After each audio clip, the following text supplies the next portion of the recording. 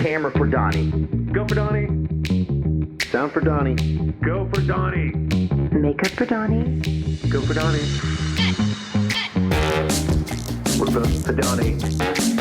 Go for Donnie. Grip apartment for Donnie. Go for Donnie. Wardrobe for Donnie. Go for Donnie.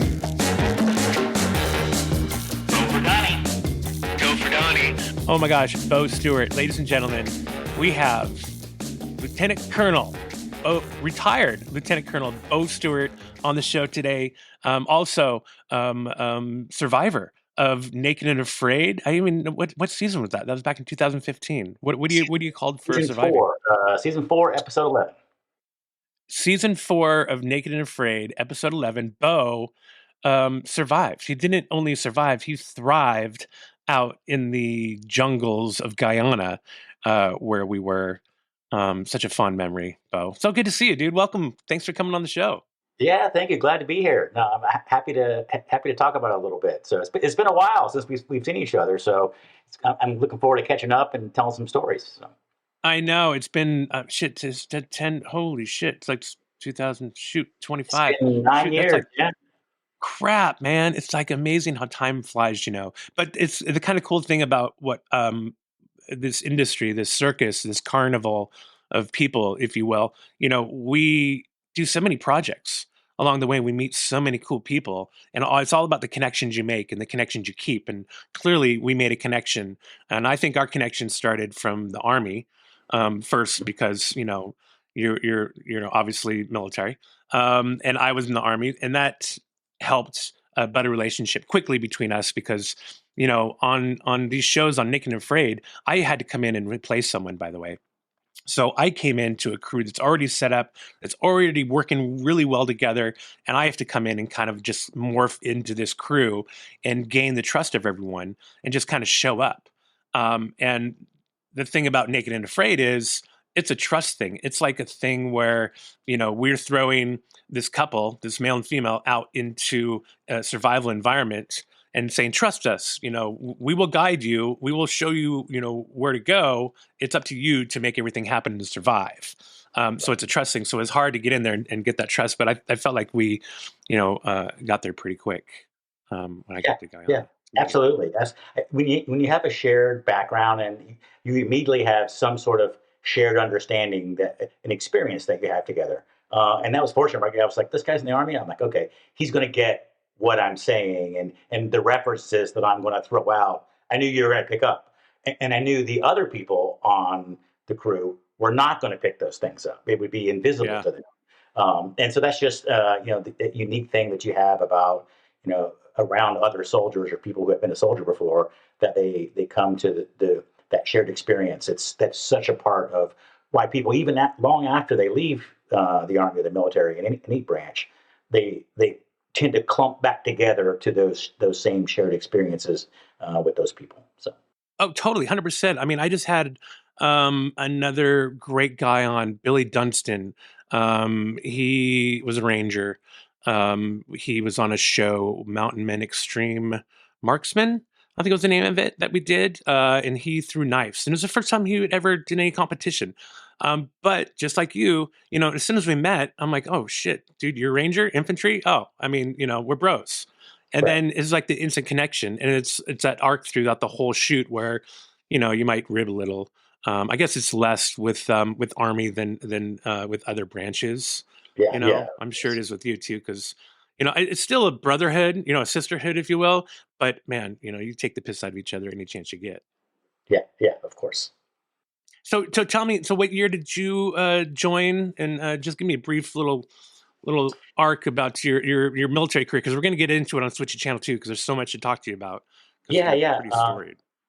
Give you a little background how I got there. So I grew up as an Army brat. So my father was in the Army as well. So he commissioned as lieutenant when I was like 7 years old.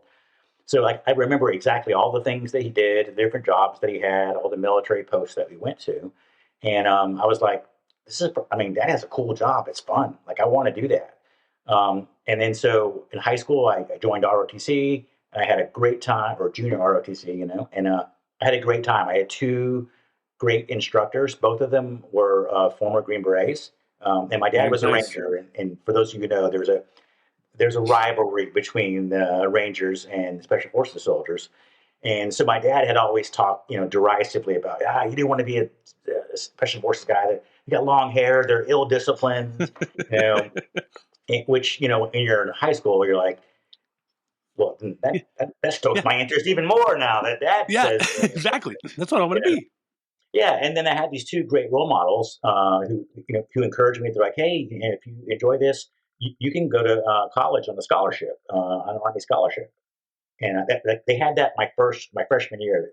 And they trotted out some the previous years people who had a scholarship, and they would announce it like, hey, this person's going to the University of Georgia, and this scholarship is worth $110,000, and then, my eyes are popping. I'm like, Damn. at the time, my dad's a captain in the Army. He's not making diddly squat, And I was like, $110,000 scholarship. I'm like, you have my attention. Yeah. And so then after the presentation, I went to the instructors and I said, hey, I'm really interested in one of these scholarships. Can you tell me more about it? And they were like, absolutely. So they sat down and gave me a list of all the things that I needed to do. They were like, you need a letter in every varsity sport that you can. You need to have a 3.5 GPA or higher. You need to join every school club Damn. that you can. And I was like, I taking notes. I'm like, okay.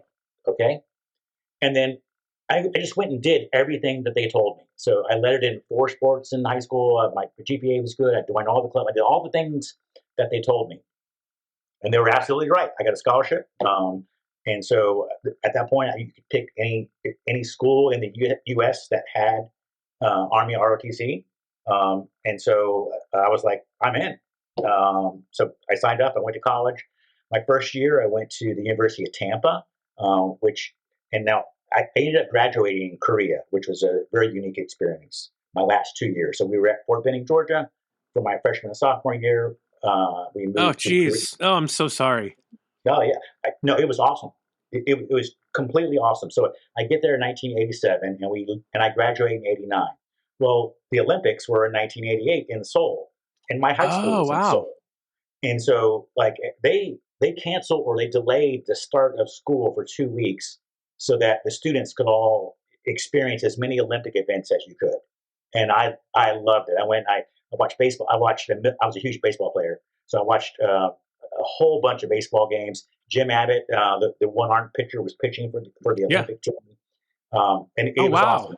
We saw I saw a bunch of baseball, basketball, volleyball. It was great.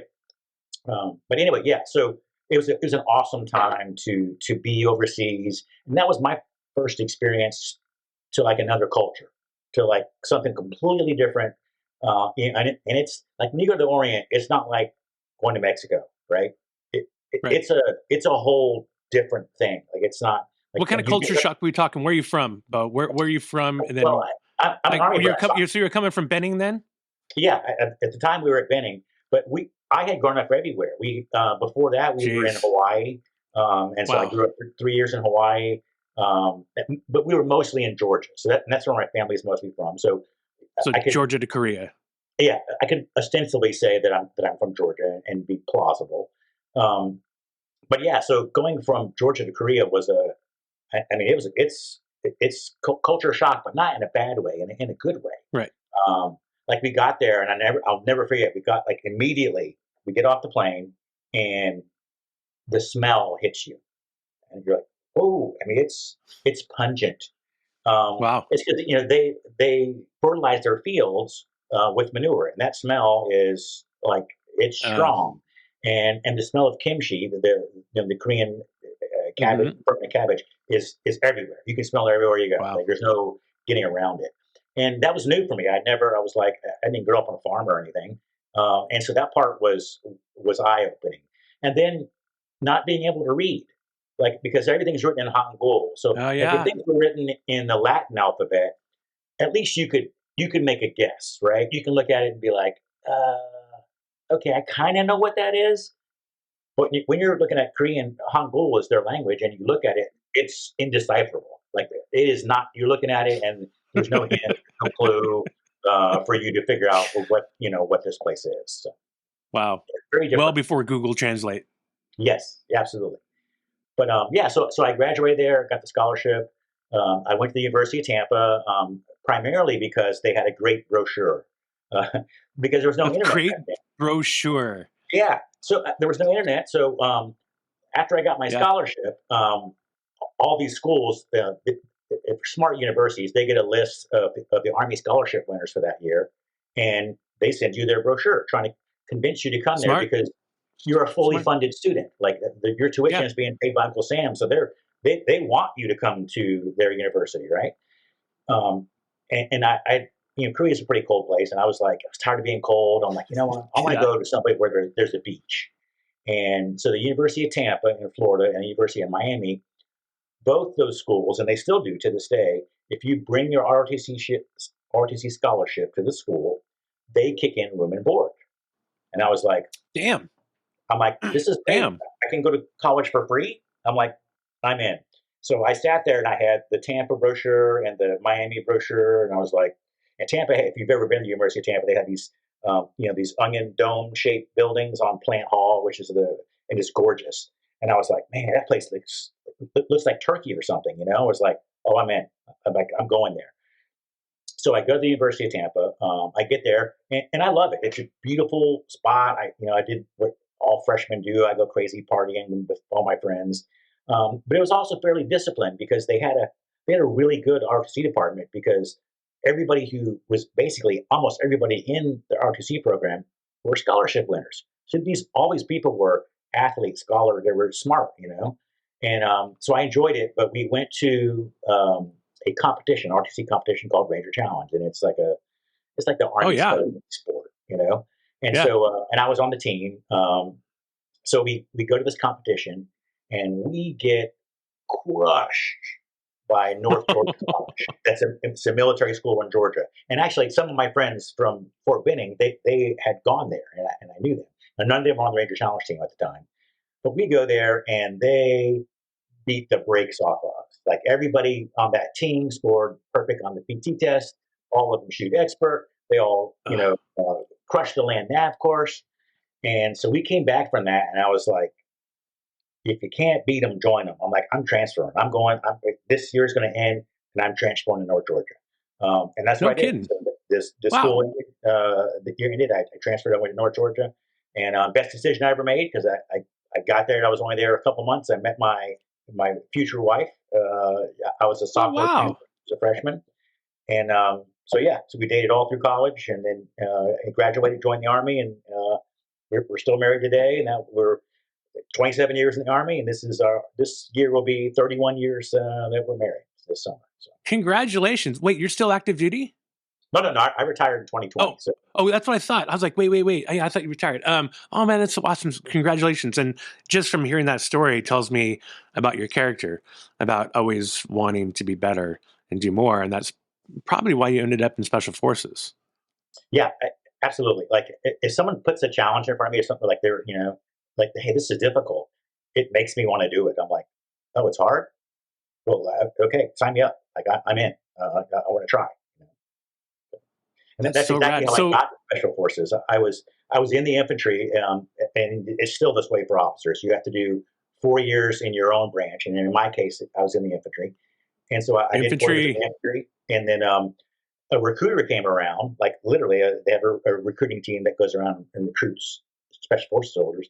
They came to Fort Drum, which is where I was stationed at the time, and they say, hey, there's going to be a briefing at the Post Theater about Special Forces, and I'm like, okay, let me go check it out. And so I go see the briefing, and then after I saw the briefing, I was like, oh, I'm in. Sign me up. I'm going to do this.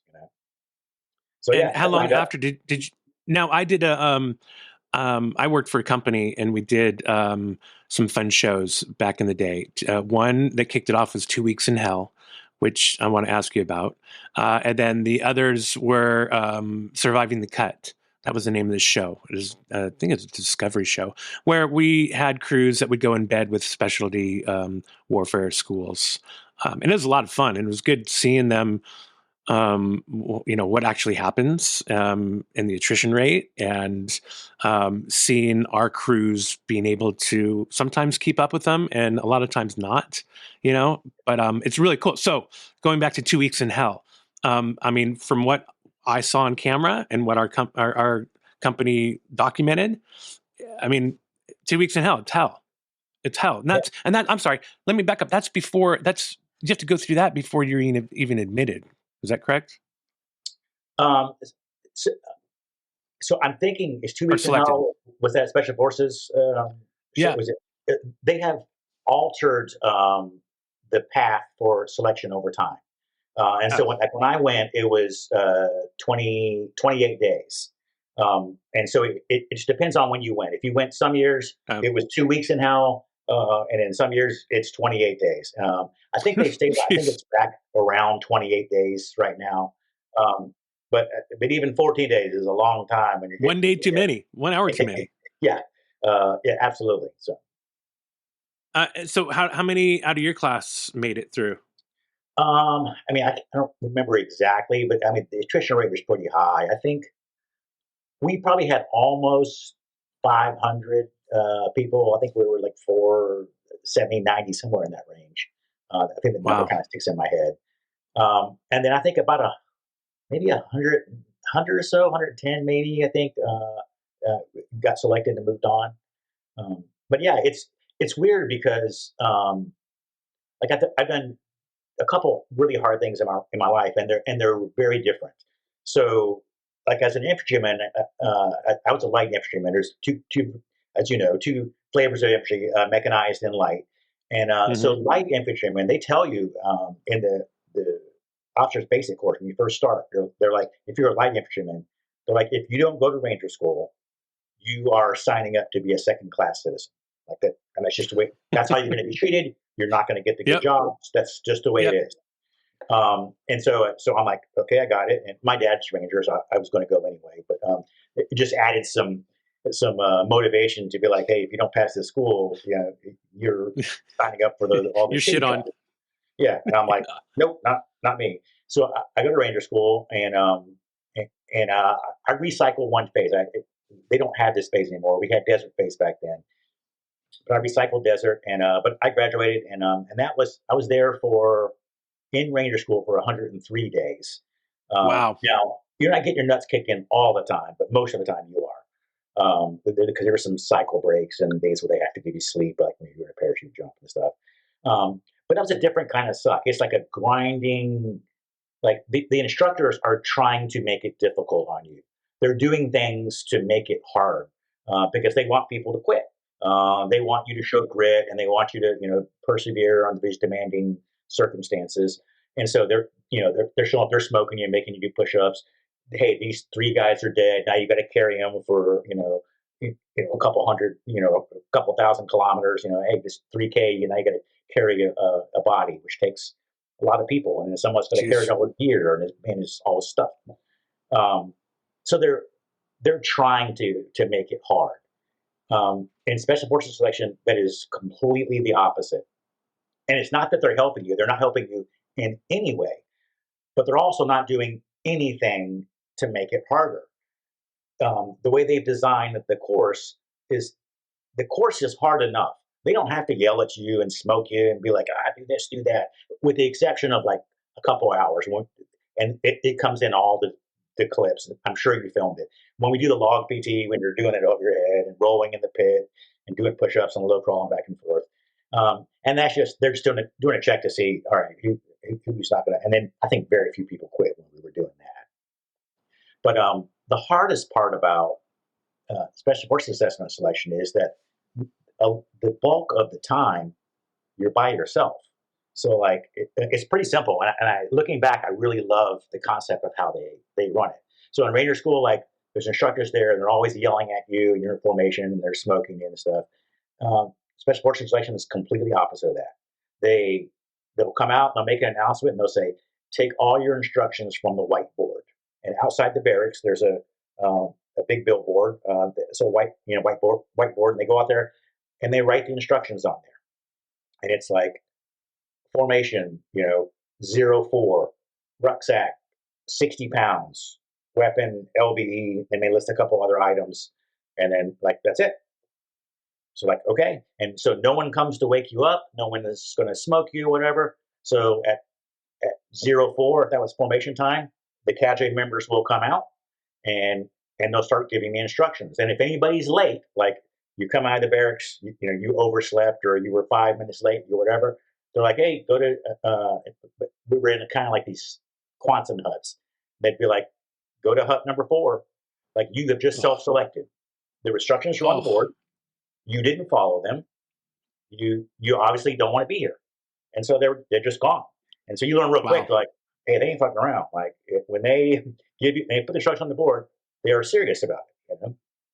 So then they'll like, this is just an example, because there's lots of, everywhere you go in selection, you're carrying a rucksack on your back that has to weigh a certain amount. I think in my class, I went in like February, March. And I think our rucksack was 58 pounds, and they change the weight all the time depending on weather conditions or whatever. But I think for us, I distinctly remember 58 pounds, but that's dry, right? So you don't get your rucksack 58 pounds with your water in it, because during the day you're going to drink your water, and they're going to stop and say, put your rucksack on that scale, and you put it on there. If your rucksack is 55 pounds, see it, get on the truck. And you're going to hut number 5 or whatever it was. Wow. And like they're not mad at you. No one's yelling at you. There's like we told you the standard. You didn't do it. Then you're gone. And some people, you could tell a lot of people were freaked out by that. They were accustomed to being told what to do and yelled at and taking motivation from that. Well, here you don't get any of that. There's no. Like you're not like, it's not us against them, it's you against the task. And so like the example, like the 04 formation, they would say, all right, candidates, your task is to move along the marked course with the yellow cones until you come to the end of the course marked by a double marked cone. What are your questions? And at first people would always ask the same dumbass questions. They'd be like, Sergeant, how far is the course? He'd read it again. Your task is to move along the marked course until the end of the course marked by the double marked cones. Someone asked another dumbass question. How much time do we have to do the course? Your task is to move along the marked course until you come to the end of the course marked by the double marked cones. What are your questions? You're like, okay. And for me, I was like, okay, got it. And then the last thing to tell you on every single event after all the dumb questions, they're like, do your best. And they mean it, but they mean it in like a very mature way. It doesn't mean take off at a dead sprint. They didn't bring you here to do a dead sprint. So you have to figure out like, what pace can I sustain at my fitness level, in my experience, for this course that I don't know how long it's going to be. But I know it's going to be more than a couple miles, And so you go do it. And that methodology is the same throughout the course. And so that day may have been a road march. The next day is a run. Like, they put the instructions, excuse me, they put the instruction up there, and it may be PT gear. It may say, hey, PT's 2-quart canteen, 06. And it may be a run, or it may be an obstacle course, or it may be whatever. And they give you the same thing again. They read the instructions to you. Do your best, move on the course, blah, blah, blah. I got it. Like for me, it was simple. So every day I just went out and did my best, like whatever I thought that was going to be for that day. And for me, it was freeing. I was like, I wasn't worrying about anything. Like and everything you do, they're assessing you. So there's on the side of your pants and on your shirt, there's a white piece of engineer fabric tape with your roster number written on it. And so they got a notebook, and they're watching you all the time. Like, if you're doing something you're not supposed to or whatever, or something that's questionable, they're just writing it down. Like, roster number 1, 2, 3, sleeping when he's not supposed to be asleep, or resting when he's not supposed to be resting, whatever it is. And that also freaked a lot of people out, because they're like, what are they looking for? What are they, and I was like, I didn't care. I was like, I'm going to be me.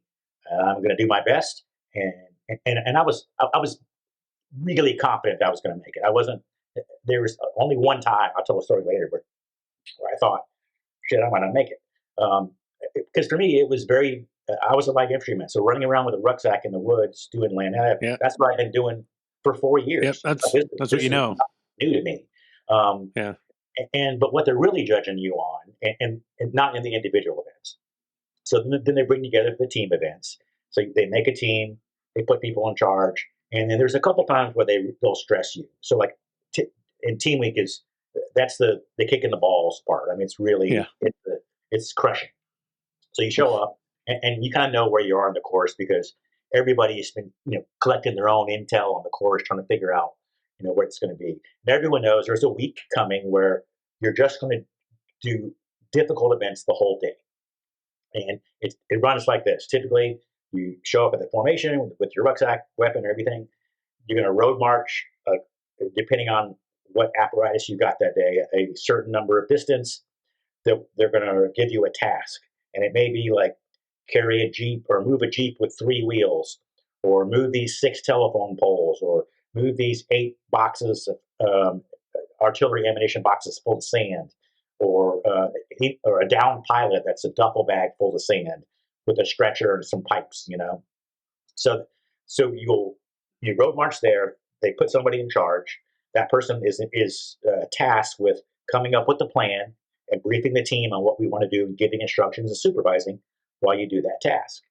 And so that's when they're really looking at how do you work with other people? How do you give instructions?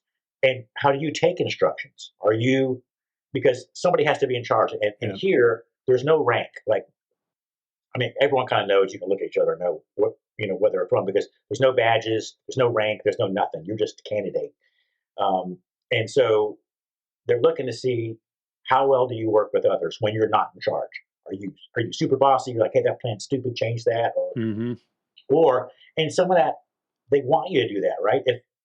If a team leader is doing something really dumb and it's causing the whole team to suffer, and somebody has a solution, they should speak up. And if they don't speak up and this team just continues to do stupid stuff, it looks bad on the people who are there, because you're like, none of you had the balls to say this was a dumb idea and that we need to do something different. Because we had, and this is the oddly enough, the event that I almost washed out on. It wasn't just me. It was a whole bunch of us. This is like the last day. Team week's like 7 days. And the very last day, we had to carry, I don't know how many it was, like 15 or 20 water cans over a couple thousand meters of a course, right? And so the guy who was in charge, we were, almost everybody had to carry the 2 water cans. So you got your weapon slung in your rucksack and everything else. You're carrying these 2 water cans in your hand. Well, his idea was that we would like march kind of in unison, not in a parade, but we would all like take slow measure, not slow, but just regular measure steps for 100 meters, and then we would set the cans down, take a break. Some of us had 1 can, and some of us had 2 cans, and you got to kind of figure out that rotation, because actually carrying 2 cans is easier than 1. Yeah, because balances you out. Yeah, on either side you can balance, but if you're carrying 1, it's like now you're really getting smoked on one side, or you throw it up on the back of your rucksack and you're trying to balance it. And anyway, but he was going too slow, and all of us, our grip strength was just getting killed because it took so long. We spent so long carrying the can, and I was one of the ones that the instructor came to me and said, "If you drop that can one more time, you're out of here." And I was like, son of a bitch, I'm about to get bounced because my grip strength, I can't hold this can anymore. Somebody else had a good idea and said, hey, instead of moving so slow, let's just sprint for 100 meters, set it down, and then let your hands rest and then do it. And then we did that, and then we doubled our speed. Because now you only had to carry the can for like 10 seconds. Well, before, we were doing that same distance, but it would take a full minute. And so you were holding a can for a minute as opposed to holding a can for 10 or 50, whatever it was. And as soon as we did that, it picked up, and all of us were like, oh, thank God this guy had a better idea than the guy who came up with the plan. So and it's stuff like that and that's what they're looking for. So when they're looking for people that guy, I'm sure, got a pot. Someone was like, "Hey, this guy spoke up. He saw the problem. He had a better idea. He wasn't afraid to tell the guy, but he wasn't a dick about it. He wasn't like cussing him out and saying, 'Hey, you're an idiot.' He just gave constructive criticism and said, 'Hey, let's try it this way.' And then the whole group benefited. The team leader benefited. The guy who made the suggestion benefited, and I benefited because I was the next guy who was going to get bounced because I couldn't carry the cans for that length of time. So I wish production would adopt that and you run with it and collaborate more, because it seems like when you're on set you have so many different cogs for that wheel, and when those cogs are really working well together, that wheel rolls smoothly. But when it doesn't, they don't take that advice, and you're just like, fuck, well, I guess we're going to do it your way. And it's a dumbass way to do it. But I really wish they'd adopted that way, but yeah, that would mean we'd have elite people. Yeah, yeah, no, and that's the difference. And this is the part that I love. That I am very happy that I chose a career in special forces as opposed to the conventional army. So I'd spent 4 years in the conventional army doing conventional army stuff, and that kind of feedback, um, that kind of critique of leadership is not as accepted as it is Hmm. on a special forces unit. Um, it's just it's much more collegial and a team effort. It's not a super rigid structure where like uh, you know this is the only guy who has good ideas and everybody else just shuts up and does what they like. That mentality would not work on a special forces team because you have these people who are smart, they're independent, they're capable, and you Yeah. should be listening to their input if you're a smart leader. But some people they can't take that kind of input. And luckily, special forces community generally, and we're not perfect, but generally, most everybody in that community is really good about that. And it was refreshing. I was like, you Ugh. know, it was a breath of fresh air. It was like these are the kind of people that I want to be with. So, And it's promoting teamwork, yes, right? absolutely. Teamwork. I mean, Yeah, the other way around, where the conventional army, where you're saying the infantry, it's not really promoting teamwork. They try to say they are, but it's just such a broken, structured out system. It seems like, because I'm thinking back to my time, in the infantry, and you're right, we had some really not too bright people in the infantry. I mean, I was in the infantry because I was a dumbass and didn't take the ASVAB seriously, so I scored pretty low. And they're like, "Oh, guess what?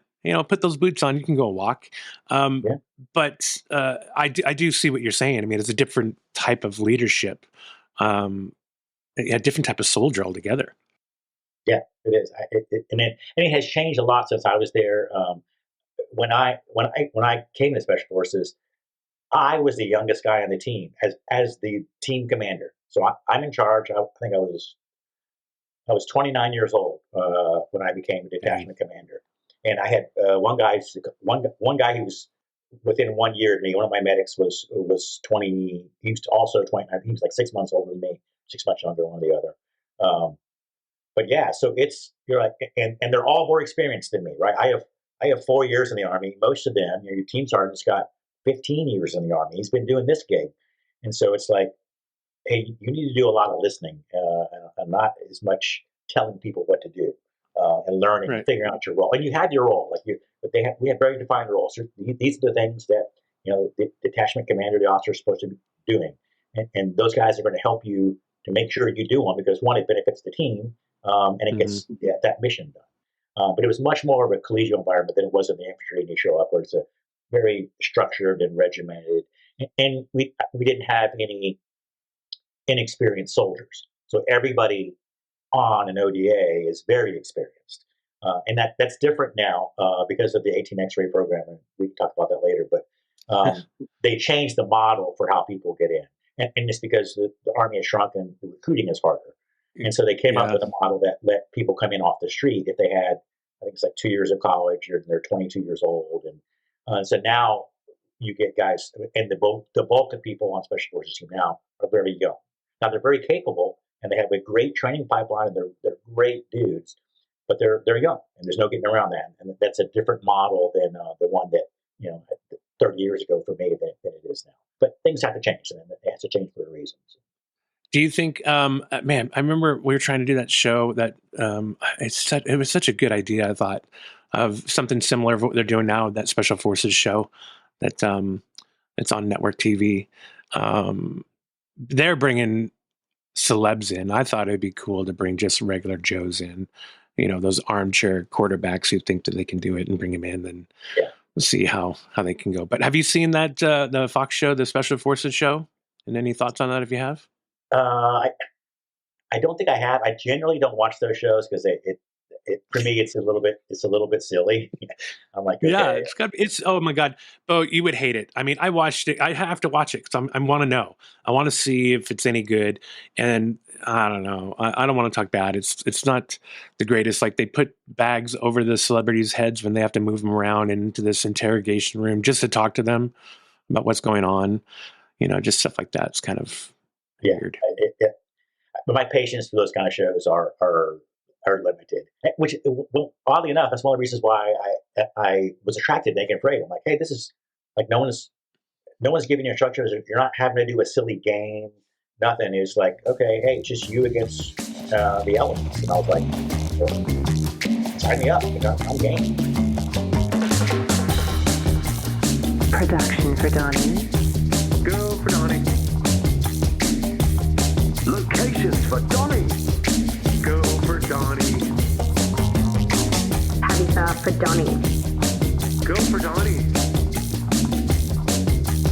Hey, Donny, what the hell are they doing?